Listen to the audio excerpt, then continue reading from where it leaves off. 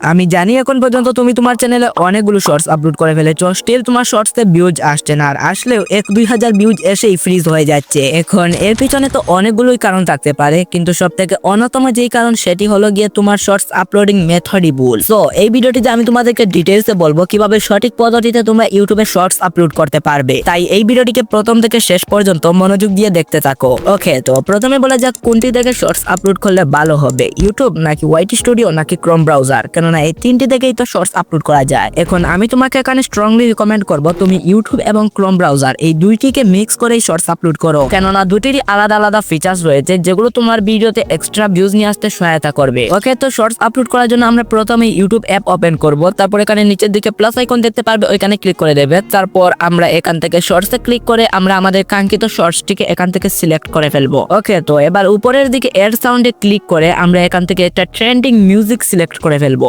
ওকে, এবার আমাদের শর্টসে যদি আগে থেকেই ভয়েস ওভার করা থাকে তাহলে আমরা উপরের দিকে 100% এবং নিচের দিকে 0% করে দেব, আর যদি ভয়েস ওভার না থাকে তাহলে নিচের থেকে 100% এবং উপরের দিকে 0% করে দেব। তারপর তোমরা জাস্ট এখানে ঠিকই ক্লিক করে দেবে। তারপর তোমরা সাইডে অনেকগুলো অপশন দেখতে পারবে যেগুলোর মাধ্যমে তোমরা তোমাদের ভিডিওকে এখানেই এডিট করে ফেলতে পারবে। তারপর আমরা জাস্ট নেক্সটে ক্লিক করে দেব। এবার আমাদের এই শর্টসটিতে একটা অ্যাট্রাকটিভ থাম্বনেল এড করতে হবে, তার জন্য আমরা জাস্ট এই পেন্সিল আইকনে ক্লিক করব এবং এই শর্টসের সবথেকে বেস্ট পার্টকে এখানে এড করে দেব। এখন অনেক সময় এটা হতে পারে যে তোমার শর্টসে কোনো অ্যাট্রাকটিভ পার্ট নেই যেটিকে তুমি থাম্বনেল হিসাবে এড করতে পারো, সেক্ষেত্রে তুমি কি করতে পারো, তোমার শর্টসের জন্য আলাদা কাস্টম থাম্বনেল মেক করতে পারো। তারপর যে কোনো একটি এডিটিং সফটওয়্যারে গিয়ে এই থাম্বনেলটিকে তোমার শর্টসের একেবারে লাস্টে 1 সেকেন্ডের জন্য রেখে দিলেই চলবে। তারপর তোমরা খুব সহজেই তোমাদের শর্টসে এখান থেকে অ্যাট্রাকটিভ থাম্বনেল লাগাতে পারবে। ওকে, তো এবার আমাদের শর্টসের জন্য একটা অ্যাট্রাকটিভ টাইটেল লিখতে হবে। শর্টসের টাইটেল লেখার সময় তুমি সব সময় এটা মাথায় রাখবে তোমার টাইটেলটি যেন বেশি বড় না হয়। ওকে, তো এখন আমি এখানে শর্টসের রেকর্ডিং একটা টাইটেল লিখে ফেলি এবং লাস্টে 1 বিট হ্যাশট্যাগ দিয়ে দেই। তারপরে রয়েছে ভিজিবিলিটি, তো ভিজিবিলিটি তোমরা জাস্ট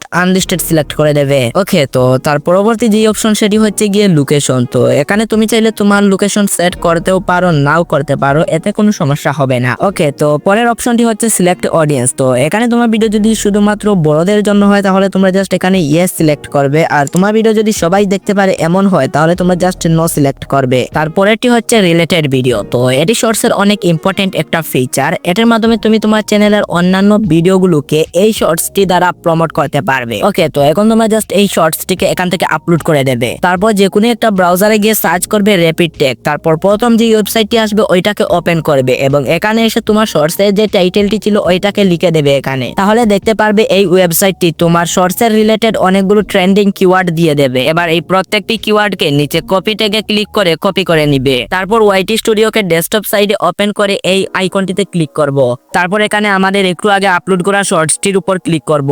তারপর এখানে এইরকম একটা পেজ ওপেন হবে। তো এখানে আমরা র্যাপিড টেক থেকে আনা কিওয়ার্ড গুলোকে এই শর্টসটির ডেসক্রিপশনে পেস্ট করে দেব। তারপর একটু নিচের দিকে গিয়ে এই কিওয়ার্ড গুলোকে শর্টসের ট্যাগেও পেস্ট করে দেব। তারপর একেবারে নিচে গিয়ে দেখতে পারবে show how many viewers like this video, এইরকম একটা অপশন। তো এখানে আগে থেকেই টিক দেওয়া থাকবে, তোমরা জাস্ট এই টিকটিকে সরিয়ে নেবে, তাহলে অডিয়েন্সরা এই শর্টসের লাইক কত দেখতে পারবে না, কারণ প্রথম তোমার শর্টসে তো তেমন বেশি লাইক আসবে না। আর কিছু কিছু অডিয়েন্স এমন রয়েছে যাদের সামনে যতই কোয়ালিটি ফুল ভিডিও যায় না কেন, তারা যদি ওই ভিডিওটিতে লাইক কম দেখে তাহলে তারা ওই ভিডিওটিকে স্কিপ করে দেয়। এমতো অবস্থায় লাইক হাইড করে রাখাই ভালো। তারপর উপরে গিয়ে দেখতে পারবে ভিজিবিলিটি, তো এখান থেকে তোমরা জাস্ট পাবলিক সিলেক্ট করে এটিকে সেভ করে ফেলবে। ওকে, এবার তুমি ইউটিউবে প্রফেশনাল ভাবে শর্টস আপলোড করা শিখে গেলে, কিন্তু তোমার ভিডিওর ভয়েস ওভারই যদি খারাপ হয় তাহলে কিন্তু অডিয়েন্স তোমার ভিডিওটিকে কখনোই দেখবে না। এবার তুমি যদি আমার মতো প্রফেশনাল ভাবে ভয়েস ওভার করতে চাও তাহলে এই ভিডিওটিতে ক্লিক করো, দেখা হচ্ছে ওইখানেই।